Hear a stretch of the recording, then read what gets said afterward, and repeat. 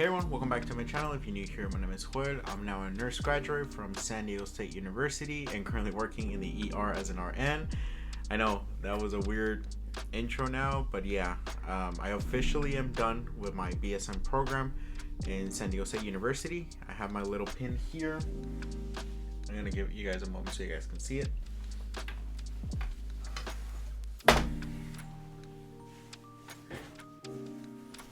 I put it in here. I don't know if you guys are able to see it well.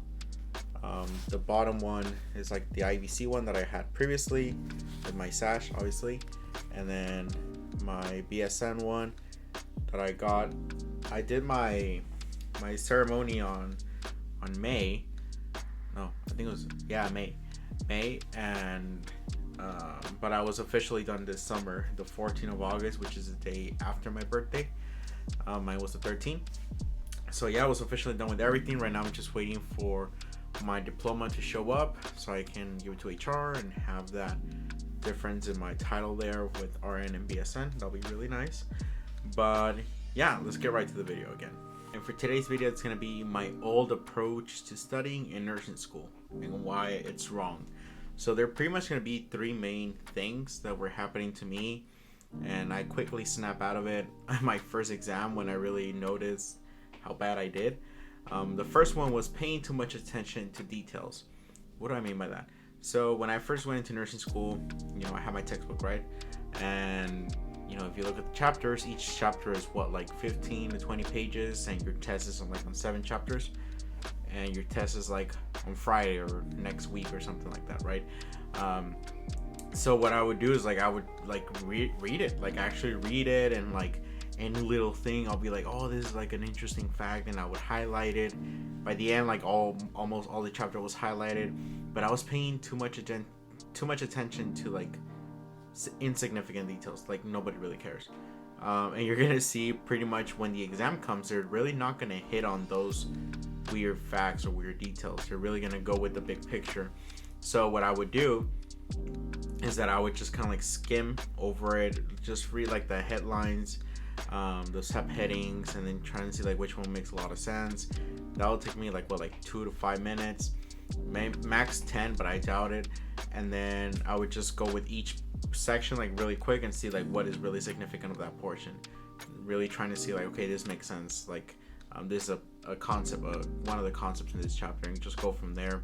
So when I did that on my second exam, I really saw a big improvement on that, really big difference, because they really will not test you on insignificant stuff, really weird pathophysiologies. They're really going to go with the ones that you really need to know, facts that you really need to know. They kind of have that mentality, they were going to test me on things I really need to know, and all insignificant stuff that I'm going to forget next week. The second thing was tackling everything down in one session. This is not ideal, but whenever you cram everything the week before the exam, or even the 2 nights before the exam, that's really not the concept, right, or the idea. So I'm not going to touch over that one, because we all do really interesting stuff when we have 5 energy drinks and 2 espressos. But having it in a more realistic manner that you study every day. Don't really try and cover many chapters. Just try and see if you are going to be tested on 8 chapters next week and you have 7 days, try and divide it on 5 days, all those chapters, and then have 2 days of reviewing everything overall, just doing practice questions, a lot of them, but really try and just give yourself that time to break everything down. And if you feel you still have more energy, you can do more practice questions on those chapters, whether it's on Quizlet, on the back of your book, or if it has a booklet where it has practice questions, or any type of resource that you can really practice and put that those concepts into actual studies or scenarios where you can really connect the dots. That'll be really important, because for me, I would try to really cover a huge amount of chapters, because maybe chapter 8 and 9 are not as heavy, but 10 and 11 are really, really heavy. So if that's that, then you can probably do one 8 and 10, and then the other day 9 and 11. You know, kind of like balance it out. Don't really try and go like with this normal sweet day, and then the following day is gonna be like chaotic, because then when that day comes, a chaotic day, you really don't want to study too much because you know it's gonna be really hard. So really try and balance everything out, which really goes with the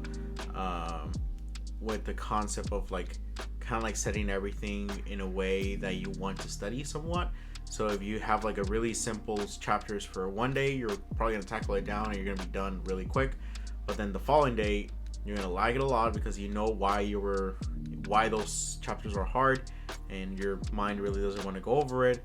So really trying to like balance your study sessions out, whether you have like a medium day, somewhat of a hard day, but don't make it like a super hard day and a chill day. Like don't really have that, because you will see how your mind on the easy or chill days, your mind's gonna be like, we can put it out towards the end because you know it's really chill.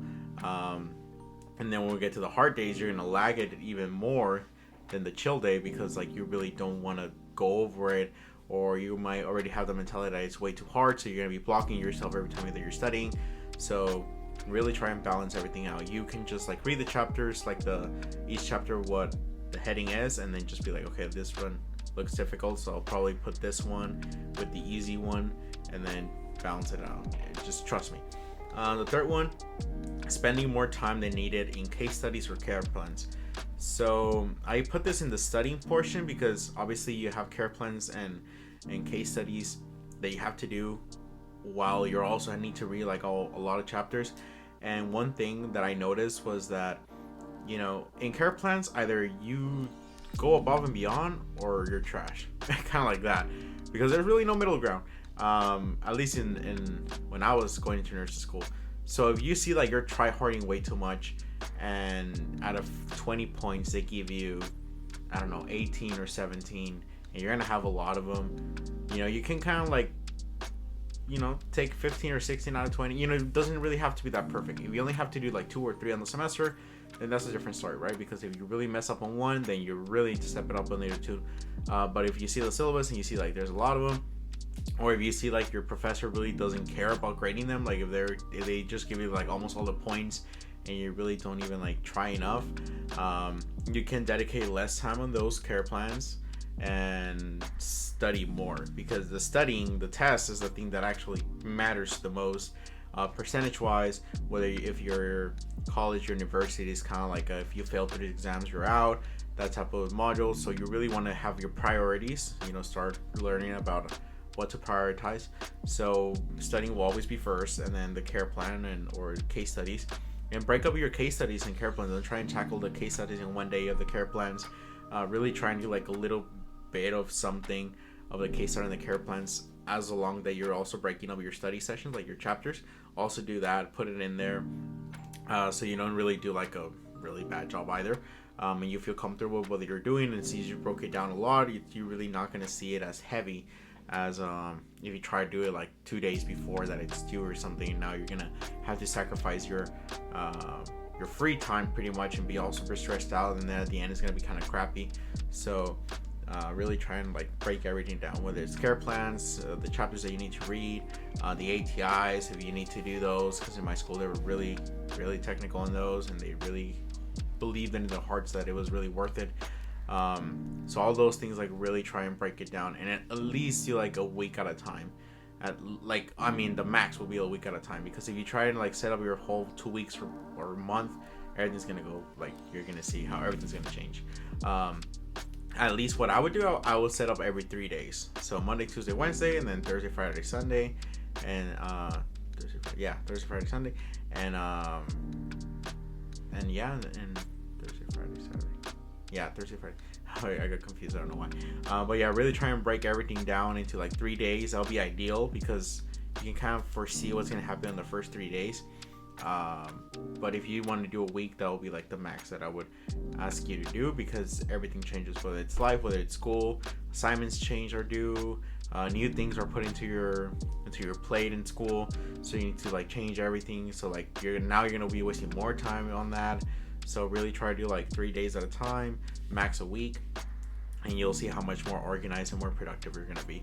At the end of the day, it's just pretty much setting up everything so it doesn't seem that bad, so you actually want to try and do it. Because if everything's chaotic and you have no plan, no type of like game plan or anything, your mind is gonna be like everywhere, will not want to do it at all. Trust me. So the more you write down the agenda, the more you break it down, the more kind of like agreeable you put it, like a little nice approaching, kind of saying like, oh, I can buy a Starbucks first, and then I can like go into my favorite spot in the library or in the park or whatever, and then like set up everything, and then do like 1 hour and focus on this, or you know how to break everything down.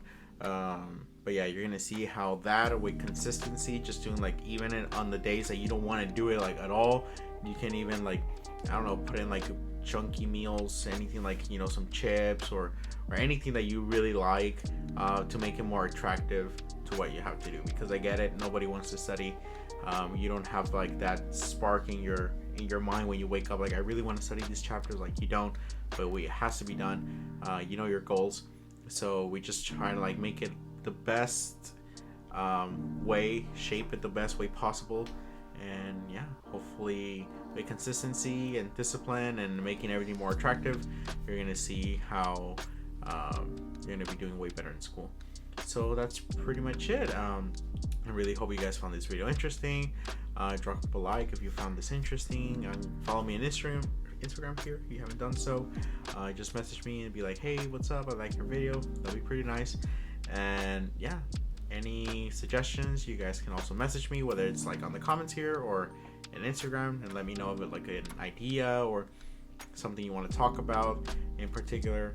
And yeah, that's pretty much it. So if you guys found this video useful, share it with others as well, that'll be nice.